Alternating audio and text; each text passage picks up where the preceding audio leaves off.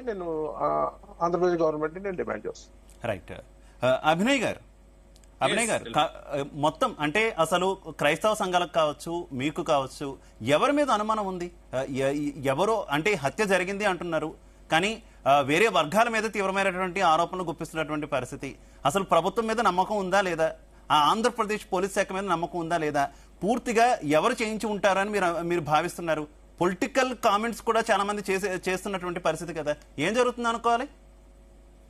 ప్రభుత్వం మీదైతే first of all we don't have trust on department, on government. Okay, police department మీద కానీ government మీద కానీ మాకు ఎలాంటి నమ్మకం లేదు. క్లియర్ కట్ గా చెప్తున్నాను, మాకు నమ్మకం లేదు. ఎందుకు నమ్మకం లేదు అంటున్నానంటే, ఇప్పటికీ 10 రోజులు అయిపోయింది ప్రవీణ్ పగడాల అనేటువంటి గొప్ప దైవజనుడు మరణించి. ఇప్పటి వరకు పిఎం రిపోర్ట్ ఎందుకు ఇవ్వలేదు? Why they are making delay? ఎందుకు ఆలస్యం చేస్తున్నారు? రెండవది, ఇప్పటి వరకు సీసీ ఫుటేజెస్ పోలీస్ డిపార్ట్మెంట్ వారి నుంచి రిలీజ్ అయినది. Toll plaza CC footage release అయ్యాయి. అయితే ఆ టోల్ ప్లాజా సీసీ ఫుటేజెస్ లో 3 రకాల పర్సనాలిటీ వ్యక్తులు ఉన్నారు.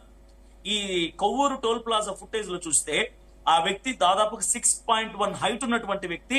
ఆ బుల్లెట్ రాయల్ ఎన్ఫీల్డ్ బైక్ మీద ఉన్న క్లియర్ గా ఆయన కాలు పాదము నేల మీద మోపగలుగుతున్నాడు, ఇంకా కాలు మడత పెట్టుకొని ఉన్నాడు.